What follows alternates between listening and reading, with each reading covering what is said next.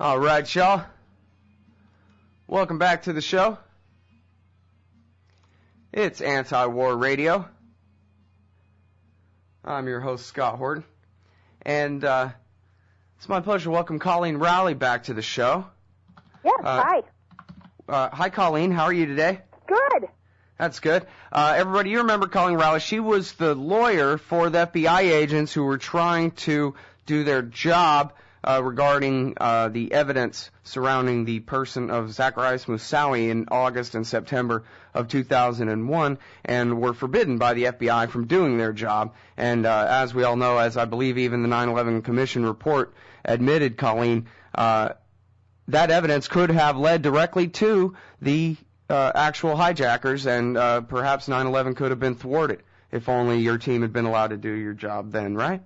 Well, yes, it's one of the main conclusions, if not the main conclusion, by the 9/11 Commission, and I would say, in all fairness to them, that they got this part right.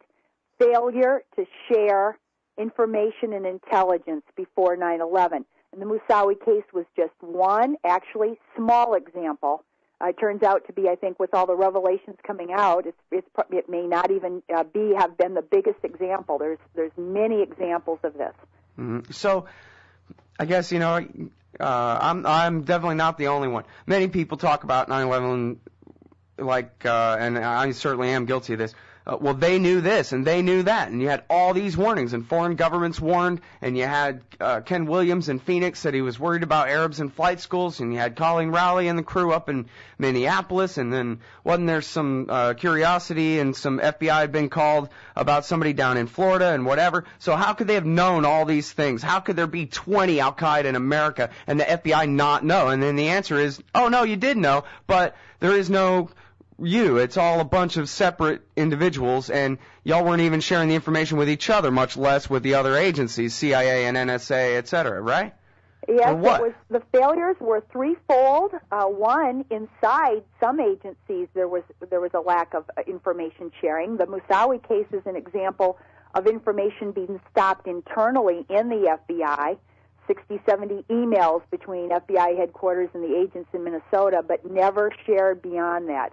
Then there are other examples. You failed to mention there's a huge one where the CIA knew of the two on their own, actually at the time short terrorist list that came into California and was not shared in a timely way with the FBI. That's just not one example of failure to share interagency.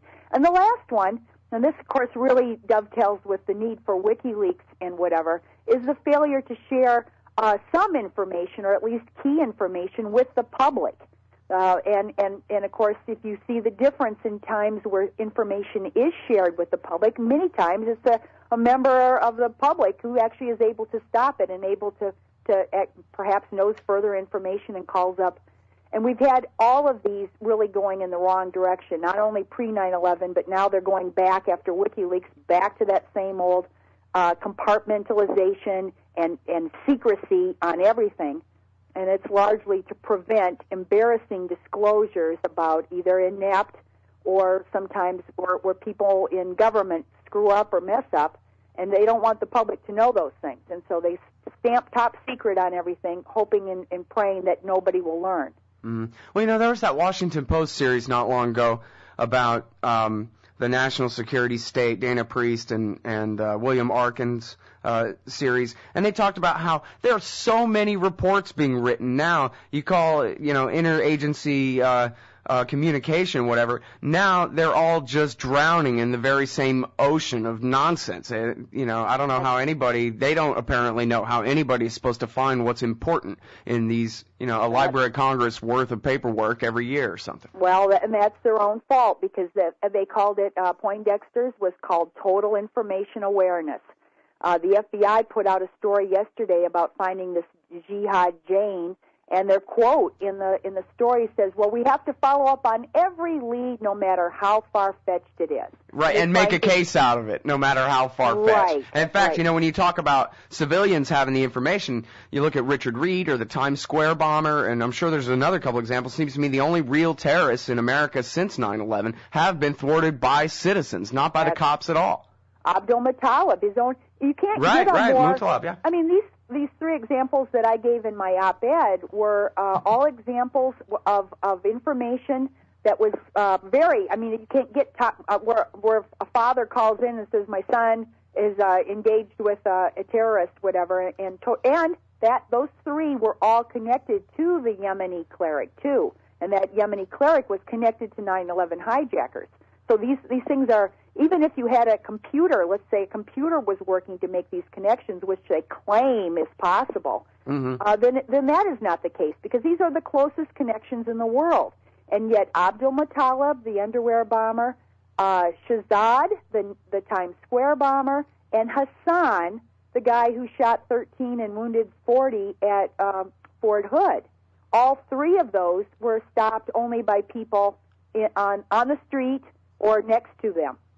Right. And that points out why the WikiLeaks idea of sharing information, and we're being told, of course, that makes us less secure, is not true. It's the only thing that will make us as a people more secure, is for more people to know this key data. And again, I'm not a person who says complete openness and transparency. I know that there are areas where you have to keep secret, at least for a time period, some things.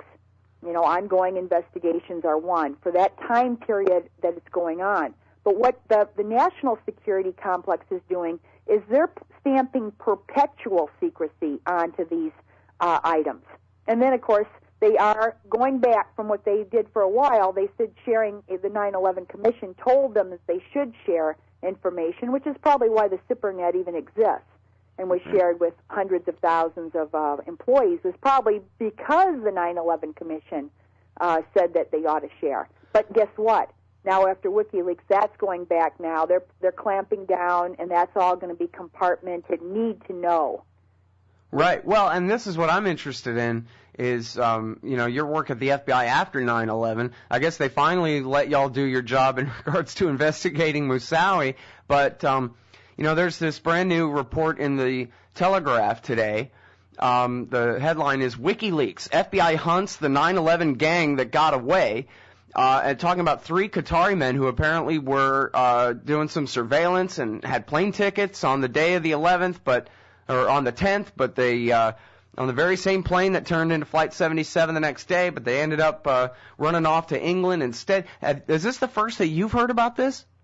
Yes, I had not heard anything. Of course, I retired in 2004, but I had never heard of this other than what is in the paper today. It's definitely conceivable, and it seems, it's hard to kind of tell from the news reports, but it seems like the information about these 4 was learned after 9/11, although that's not 100% clear. But it looks like it was learned after. But here's the question. Even if it was learned afterwards, why is this not at all in the 9/11 Commission report? Key information like this is left out of the 9/11 Commission report, which tells people this is the definitive, explanation, whatever. And there's another breaking story on the very same day that's coming from a very highly credible source, former FBI translator, Behrouz, what's his name? Behrouz Sarshar. And he had testimony to the 9/11 Commission about a briefing that the FBI got in April of 2001, 5 months before 9/11, about kamikaze pilots. Right. Now, this is the Iranian informant that Sibel has mentioned in the past, including on this show. And now here she's, I guess, published virtually the entire testimony, secret testimony before the 9/11 Commission here, right? Yes. It's okay, now hold it right there, Coleen. We're going to talk more about this when we get back. It's Coleen Rowley, former FBI lawyer, writer at the Huffington Post, Anti-War Radio. All right, y'all, it's Anti-War Radio. We're on chaosradioaustin.org and the Liberty Radio Network. LRN.FM is their website. And we're talking with Coleen Rowley, former FBI lawyer on the Moussaoui case and writer for the Huffington Post. And I think we're both looking right now at this page at the Boiling Frogs. Nope, it's just boilingfrogspost.com, Sibel Edmonds' website. And she has published now some mind-blowing testimony from a translator about, remember, all these years she said that there was an Iranian informant, not all these years, but some of these years, she said there was an Iranian informant that in the spring of '01 warned of an upcoming Al-Qaeda Kamikaze attack. Tell us everything you know about this here real quick here, if you can, Coleen. Well, you know the file name, Kamikaze pilots, again, given in April of 2001, 5 months before 9/11. And then you consider Akandi Rice standing up afterwards and saying, no one could have imagined a plane would fly into a building. The irony of these revelations now are just jaw-dropping, mind-boggling. The other thing that immediately jumped out at me is that when Bush, for instance, asked Richard Clark and others in his administration to immediately seek evidence that Iraq is connected to 9/11, and he did this on 9/12. So the day after 9/11, he is already seeking to manipulate through false information the notion that somehow Iraq is behind 9/11, when in fact all of these clues and this pre-9/11 intelligence existed. And the Kamikaze pilots, I haven't even read through the full thing here, but it's basically that there's a briefing that's given to the FBI saying that there's a group now planning to fly planes into buildings. Well, and here, let me elaborate a little bit here. I was reading through it here during the break, actually.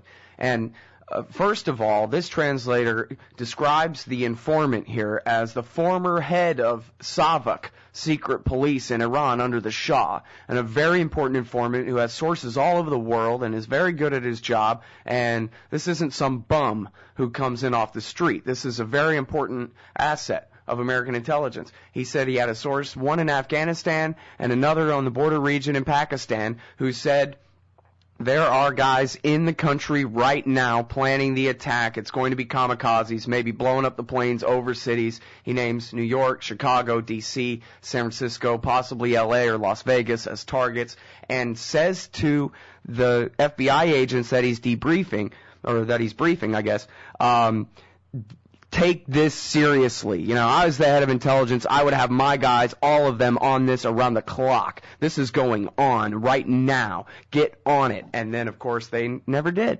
Mm-hmm. And you could see, Coleen, why people would just be suspicious. Here you got the whole government seems to just not do their job and let this massive attack happen on our watch. The term blind eye wasn't dreamt up about 9/11, right? Pretending not to see something so you can get away with something else is a tried and true method of not even just governments, but all kinds of people in all kinds of situations, right? So that makes sense that could be such a thing there. And then, as you say, beginning on 9/12, they wanted to go after and make it all about Iraq. They didn't even care who did it. They didn't even care to round up the guys who surveilled the buildings and help the hijackers hit their targets. They just as soon let them go. I mean, right. Seems like they had an agenda already here, you know?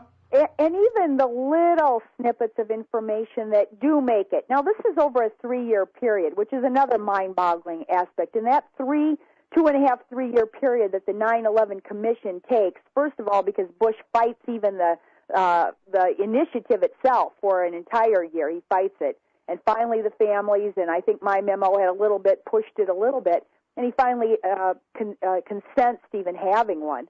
In all fairness, some of the 9/11 Commission was under serious constraints because the Bush administration was fighting this tooth and nail. Well, and they announced from the beginning that this is an outcome-based commission. You never want to let a crisis go to waste. And on the last day of this thing, they're going to recommend that we turn the Office of Homeland Security into the Department of Homeland Security. And so everybody get to work. That was the mandate from day one. Well, Philip Zelikow, who was an administration insider connected to Karl Rove, I think did use this. It was it was exploited. So once the 9/11, once they said to themselves, well, we can't stop it, well, then the next best thing was inserting Zelikow in there so that they could, in fact, put out what they wanted to in a very selective way. And what didn't come out now, and what these revelations are coming out through WikiLeaks cables, that the one you mentioned that shows that there was canvassing and scouting in the United States prior to 9/11 by people that actually came from Qatar. What it shows is that the official story that the 9/11 Commission kind of goes along with, also dovetailed with what the administration had done in the meantime, which they had launched a war on Iraq. They certainly did not want to embarrass Saudi Arabia, so there's 30 pages that are blacked out in the 9/11 Commission. This story, apparently, that comes from... well, even that was just the congressional report, right? The first congressional report had the 28 pages. The 9/11 Commission didn't even write the pages to black them out. Right. They just ignored it completely. Right. In fact, James Bamford points out that the 3 letters NSA aren't in the 9/11 Commission report anywhere. Goodness. I mean, no wonder I never read it. Yeah, and you're finding enormous, if you want to be euphemistic, enormous deference to these same agency heads who actually the 9/11 Commission has to know were to blame. George Tenet, etc. I mean, all of these agency heads who made at the very least serious mistakes of judgment and ignoring and overlooking, etc. They are then treated as if when they're relied upon for this official narrative, they're treated as if they hadn't made any mistakes, that they're totally correct. And then you have the Bush administration, who is able to deceive 70% of the country to believe that Iraq was behind 9/11. And the 9/11 Commission weekly says, we don't see any evidence of that, but they really don't tell the reading public why that is the case.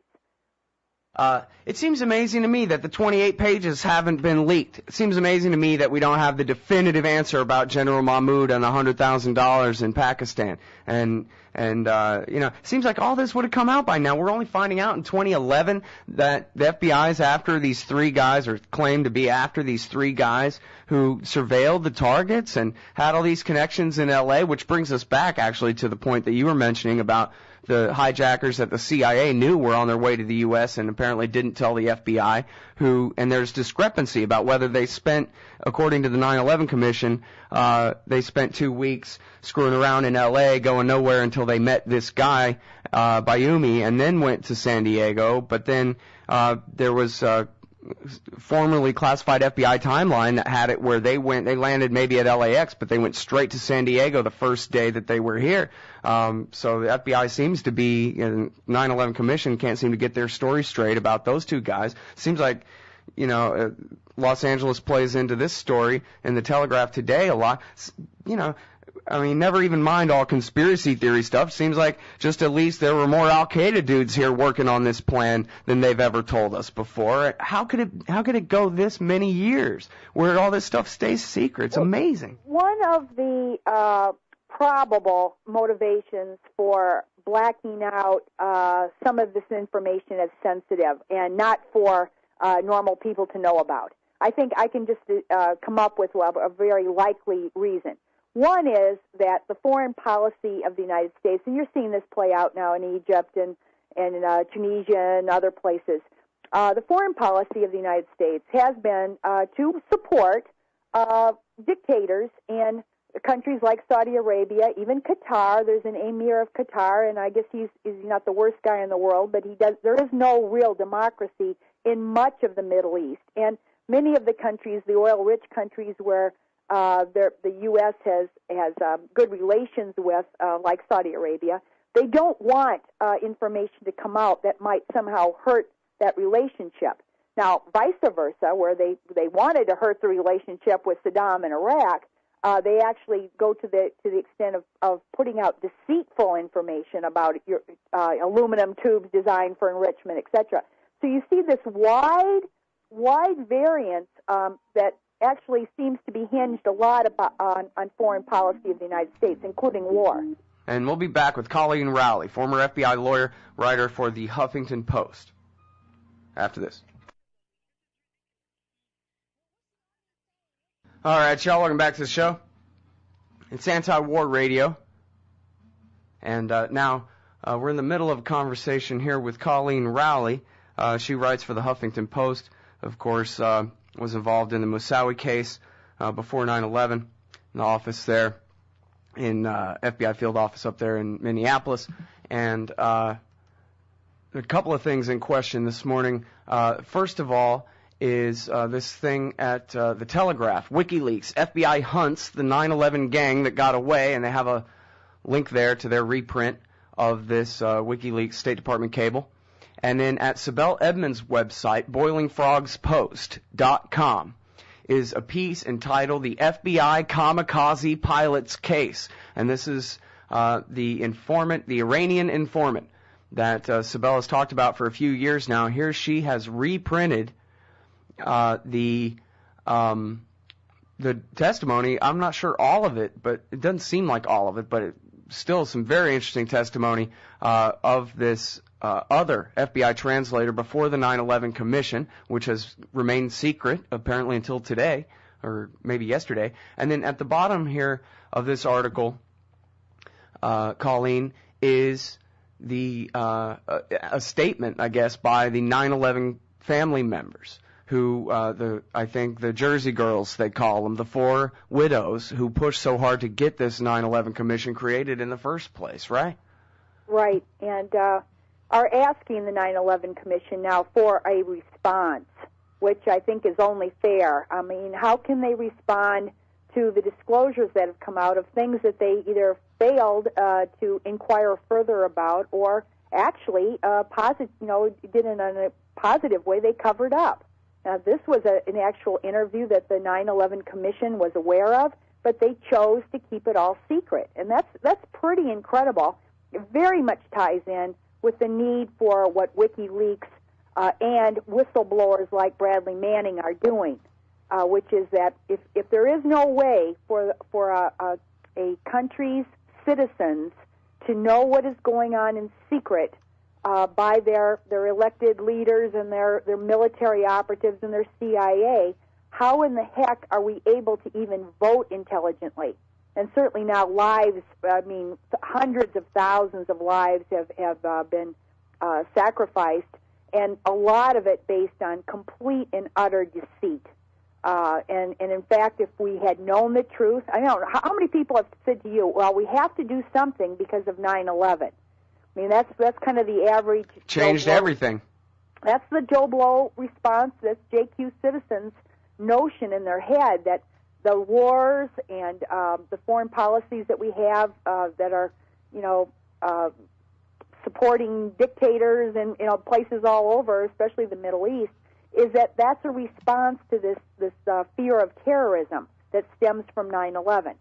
And most of it, if they actually knew the facts, if there was a way to get the facts out to people about what truly was. Yes, there were people that flew planes into buildings. I mean, this did exist, but let's explain who this was and what our government did to enable this to happen, or failed to act to allow it to happen. And now maybe we can fix some of those problems. Instead, Bush administration says let's launch wars on Afghanistan and Iraq, and that somehow will solve. And we're seeing the blowback now from these terrible mistaken policies starting now to affect American citizens. And it's just so frustrating to be 10 years later and still have such a lack of truth about the true problems and the true issues. Mm-hmm. Well, I think part of it is just outrage fatigue. If the people can't, pull Egypt and rise up and do something when it came out that there were no warehouses full of sarin, much less some advanced nuclear weapons program in Iraq, when it came out that they were torturing people to death, when it, came out, they were tapping all our phones, reading all our emails, you name it, the outrages. Just the most basic ones, the ones that John Q. Public, that everybody knows, have been going on. If they can't get mad about that, then, how can they get mad about even being lied to about September 11th? Which, by the way, I think part of this, too, is that the kooks, and I'm sorry to pick this fight because I hate to do it, the kooks have muddied the water on 9/11, where it's just so full of muck, the missile that hit the Pentagon and the hologram airplanes that crash into the buildings, like Morgan Reynolds says and all this, and there's so much mud that people, real journalists, people who are really interested in, well, who really did know what, and what did they know, and did they really deliberately turn a blind eye or not, just don't even want to mess with it, because they'll be thrown in with a bunch of lunatics. Right. I'm wondering now about this story, which is so credible. I mean, this is coming from a former GS-12 translator, and even Mueller, even FBI Director Mueller was surprised. There's a quote from him saying, "I was surprised that the 9/11 Commission didn't ask me about this." So obviously someone else got to the 9/11 Commission and says, "Hey, we're going to hush this up." Obviously that happened because Mueller, the FBI director, was surprised he wasn't questioned about it. I mean, that's how incredible and how credible the original information was. And you're right, credible information, real evidence, sometimes gets messed up in all the various theories out there. And I've always said that it seems to me, of course it was the Moussaoui case, it was an example of this, but it seems to me that what was known before 9/11, this level of pre-9/11 intelligence, could have been also from foreign intelligence agencies, supposedly our ally intelligence agencies like Mossad and ISI. Mm-hmm. And the chance is, in fact, this translator says that they already know. He says ISI knows. And so the chance of that we're not getting information from those foreign intelligence agencies is pretty minimal. And yet you would never know this from reading the 9/11 Commission report. It just simply blacks all of that out. Yeah. Well, and I'm not one of them, but there are a lot of Americans who lost somebody that they cared a lot about that day. It was a long time ago, but still, I mean, to think that there are people inside as the WikiLeaks have revealed even more. I guess we'll never see the 28 pages, but Saudi princes have been financing Al Qaeda, not just to protection money, but apparently because they like it.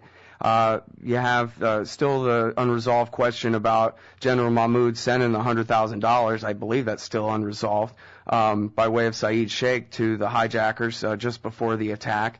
And seems to me like people are getting away with murder while a bunch of innocent people are paying the price. Like Thomas Friedman said, well, we just have to go kick in doors from Baghdad to Basra to show we mean business. But the people who actually are responsible are still scot-free. Right, and people are still, the war profiteers and media moguls are still making money. I'm going to tie this to WikiLeaks because I think that this is the key thing. This weekend you had the New York Times editor writing a real disparaging hit piece on Julian Assange and really the whole notion of the idea of information and truth. I mean, he really thinks that everything is politics. It almost seems like he himself had written an op-ed saying, "I'm in the war hawk club now." The editor, Bill Keller, he wrote that op-ed, "I'm in the hawk club now," in February of 2003. So he's extremely biased, and he seems to put all of these issues about war, peace and war, and getting it right. Obviously, accuracy, facts really matter. It's one thing to go to war with a country that has declared war on you and has actually done a war of, had an aggressive act of violence. But it's quite another thing to launch a war on a country that had nothing to do with the 9/11 attack. And what you see now is this transcends political parties, really transcends. We should have good conservatives out there who say, yeah, facts do matter. And where are our good conservatives who want accuracy in both criminal justice as well as foreign policy? Yeah, we need law and order, except when it comes to government. They can do anything they want to anyone they want. That's conservatism, I guess. All right, well, listen, we're all out of time, but I thank you very much for spending your time this morning with us, Coleen.